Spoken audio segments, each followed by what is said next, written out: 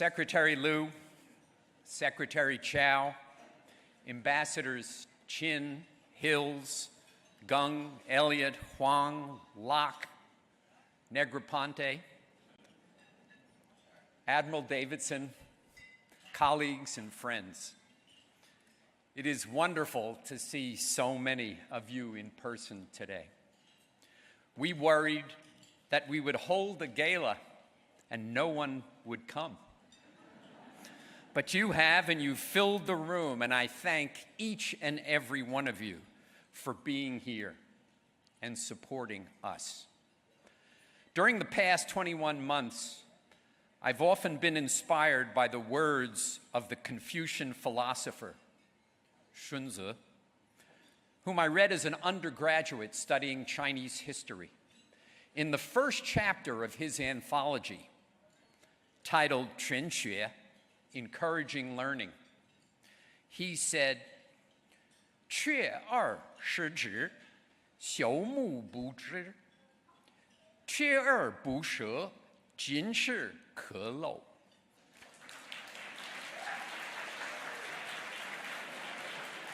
For those who didn't get that, achievement consists of never giving up.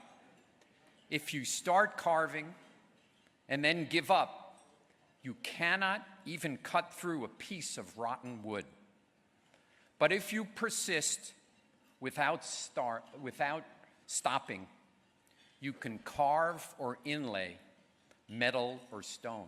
21 months ago, no one would have blamed us for giving up.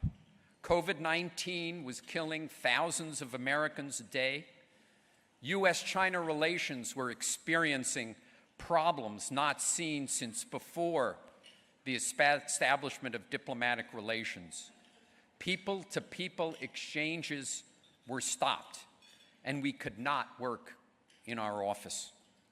Not only did we not give up, the staff, the board, and members of the National Committee redoubled our efforts and have had an impact far beyond what we could have imagined in March of 2020. Our programming went from in-person to online. Rather than reaching hundreds, we now reach tens of thousands. It took us 10 years to reach 1 million views of our programming. Now it takes less than 6 months. Our China Town Hall not only had 88 venues in America, China, and the United Kingdom, it has already been viewed by over 480,000 people. Rather than suspending our Track 2 dialogues on strategic, economic, healthcare, maritime, rule of law, and digital economy issues, we have added a green finance Track 2, and our mornings and nights are filled with discussions that are a vital channel when government-to-government discussions are challenged. The consensus documents emanating from these discussions help our two governments develop policies that benefit both countries. We cannot run congressional member and staff delegations to China these days. So on many evenings, we gather those who would we see in Beijing on Zoom to meet with congressional staff in Washington. We selected our 7th cohort of public intellectuals from among America's outstanding young China experts in academia. We now have 140 PIPers, which we like to call our public intellectuals, around the country trying to educate Americans about China and U.S. China relations. These accomplishments and many others have been made possible by an imaginative and devoted staff, a committed board, and every one of you. Because of all of you, I am proud to announce that tonight we have raised in excess of $2.6 million.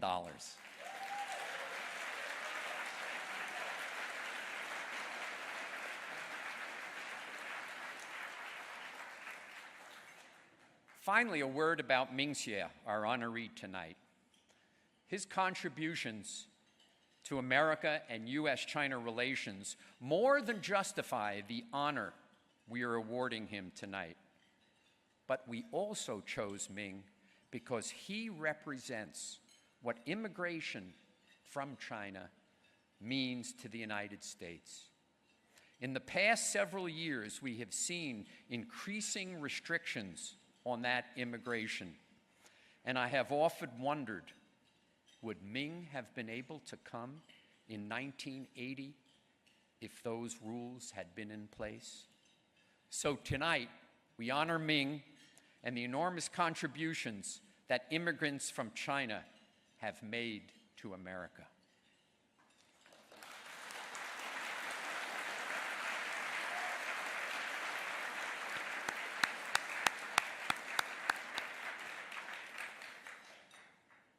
Let me close with the last lines of the Tang Dynasty's greatest poet, Li Bai, from his poem Xing Lu Nan, in English, The Difficult Road. 长风破浪会有时，直挂云帆济沧海。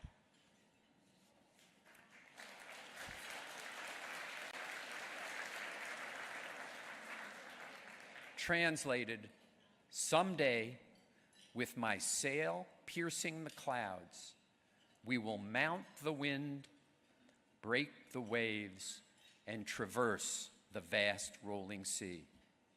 Because of your support, because of the support of every one of you here tonight, we will traverse this difficult road and strengthen the relationship that will determine the peace and prosperity of the 21st century. I thank you.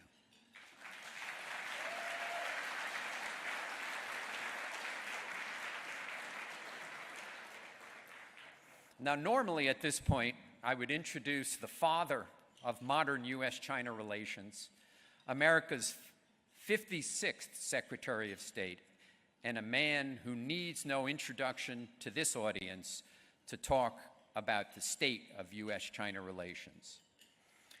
Of course, it's Dr. Henry Kissinger.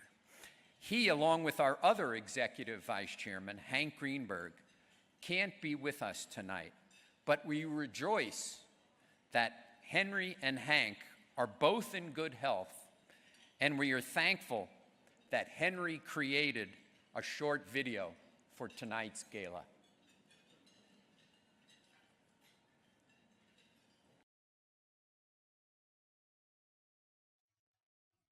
I look forward every year to this event of the National Committee because of the tremendous contribution the National Committee makes to perhaps the most important aspect of international affairs today.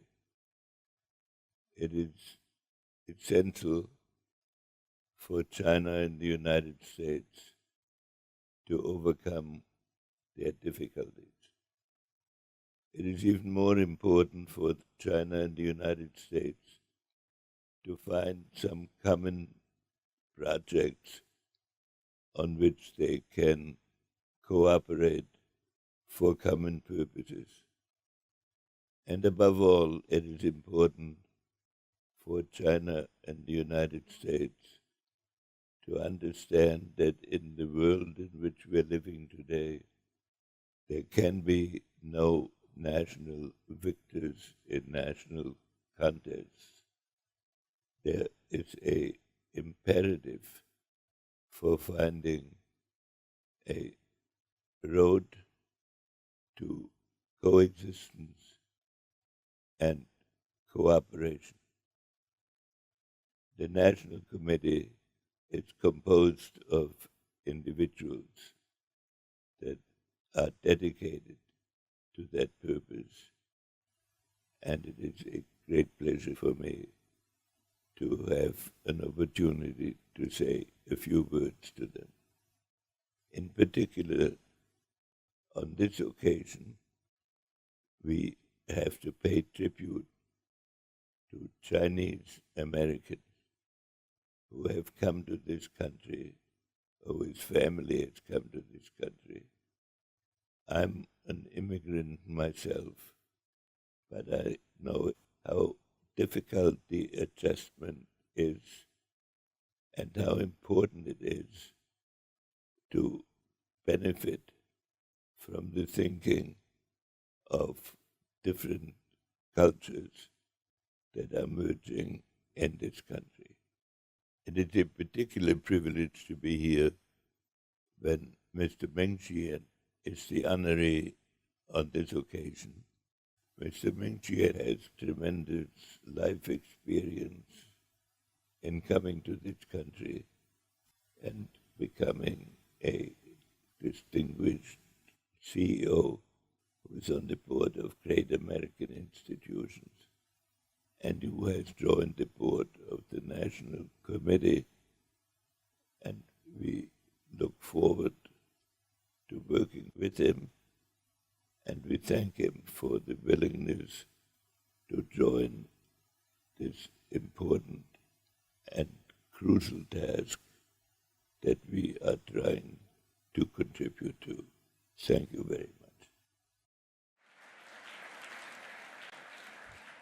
We're live streaming this. I don't know if Henry can hear me, but thank you, and we hope to see you in person at next year's gala.